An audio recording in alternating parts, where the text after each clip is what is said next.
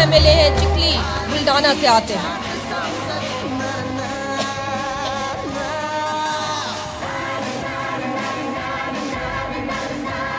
राहुल बोंड्रे साहब, तालियों से स्वागत करेंगे।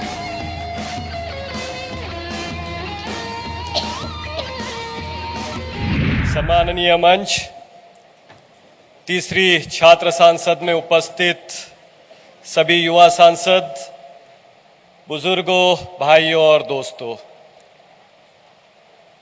मैं सबसे पहले महाराष्ट्र के बाहर से आए हुए सभी युवा सांसद और सभी अतिथिगण का महात्मा ज्योतिबा फुले, छत्रपति राजर्षि शाहू महाराज जी और बाबा साहब अंबेडकर की इस पवित्र महाराष्ट्र भूमि में तहे दिल से स्वागत करता हूं।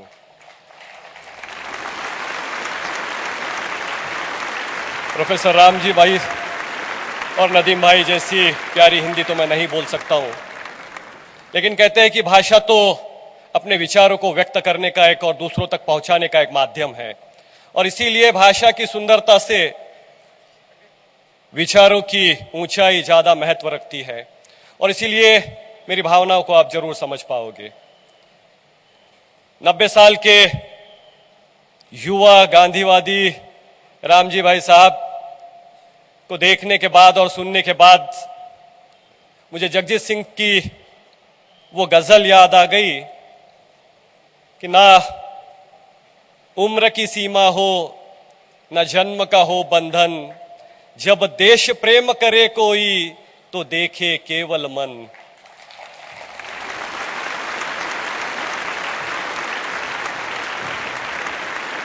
मैंने पीछे एक न्यूज पढ़ी थी और उस न्यूज को पढ़ने के बाद मेरे जैसे ही हर भारतीय को गर्व हुआ कि वैशालिनी नाम की एक 8वीं क्लास की लड़की, 11 साल की एक लड़की, भारतीय लड़की का आईक्यू पूरे विश्व में सबसे ज्यादा आंका गया।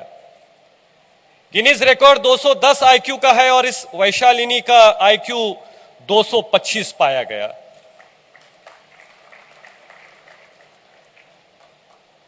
टू थर्ड पॉपुलेशन हमारे इस देश की युवा है, 35 साल के नीचे की है।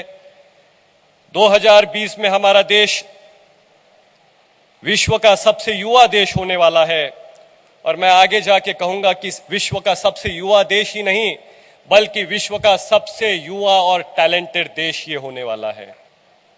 युवाओं की बहुत ज्यादा एनर्जी हमारे पास है, बहुत ज्यादा शक्ति है, लेकिन कहते हैं कि नदी में अगर बाढ़ आ जाती है तो काफी नुकसान वो कर जाती है, काफी तबाही मचा देती है, और आखिर में ये पानी समंदर में जाके मिलता है, मीठा पानी खारा हो जाता है।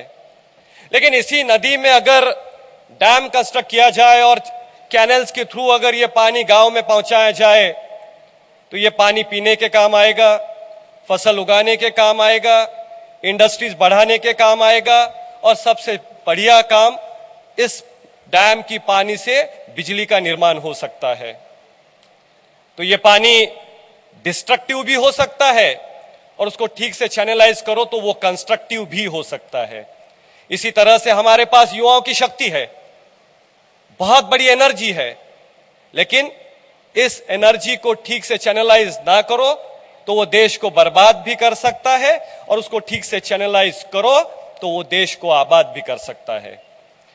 मैं राहुल कराड़ साहब और विश्वनाथ कराड़ साहब का दिल से शुक्रिया अदा करूंगा कि वो ये युवा शक्ति को चैनलाइज करने की कोशिश कर रहे हैं, इनमें नेतृत्व गुण पैदा करने की कोशिश कर रहे हैं, इनको आगे बढ़ाने की कोशिश कर रहे हैं। मैंने पहले ही कहा कि हमारे पास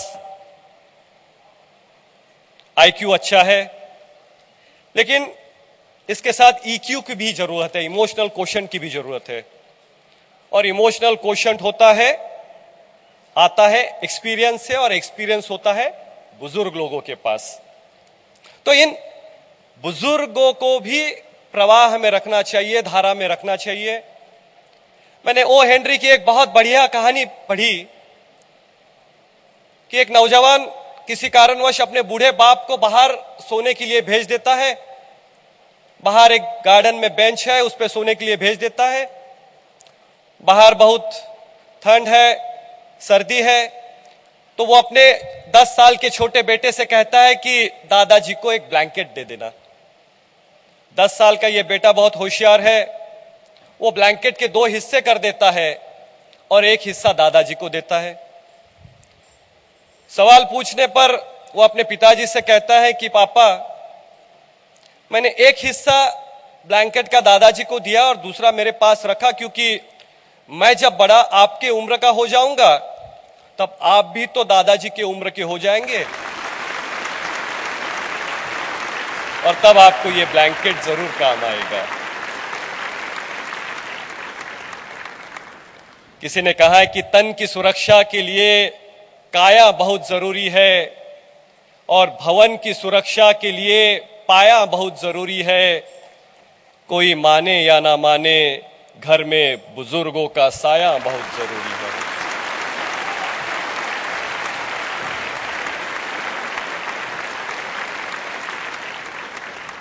गांधी जी के पीछे अगर इस देश के नौजवान खड़े नहीं होते थे तो क्या हमें आजादी मिल सकती थी?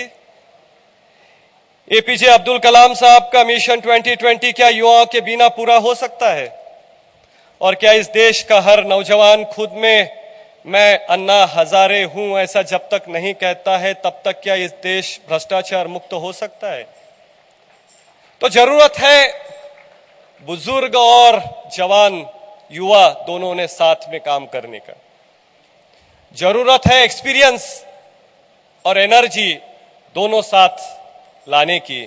जरूरत है होश और जोश दोनों साथ काम करने की। जरूर ये देश युवा है और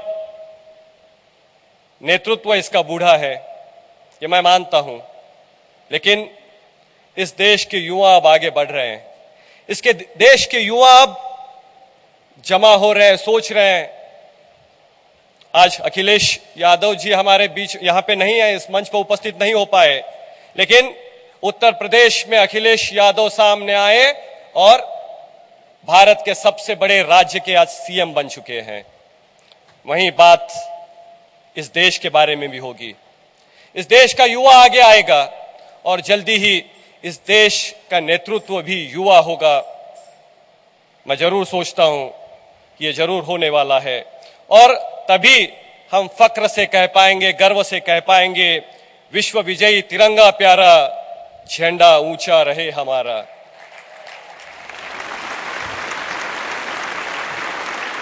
ये देश विश्व विजयी होने वाला है, ये देश जरूर कामयाब होने वाला है। विश्व विजयी होने के लिए आप सभी से मैं विनती करता हूं कि आप आगे आइए और इस देश को विश्व विजयी बनाने के लिए हर क्षेत्र में नेतृत्व करने के लिए आप तैयार रहिए। मैं विश्वनाथ कराड़ साहब, राहुल कराड़ साहब और उनके सभी साथियों का दिल से धन्यवाद करता हूं। बहुत बहुत शुक्रिया अदा उनका करता हूं कि बहुत बढ़िया प्रोग्राम उन्होंने यहाँ पे रखा है। आप सभी को बहुत बहुत मुबारकबाद देता हूं। जय मानव, जय जगत। बहुत बहुत शुक्रिया राहुल बोनरे जी अपने वक्तव्य के लिए आपका।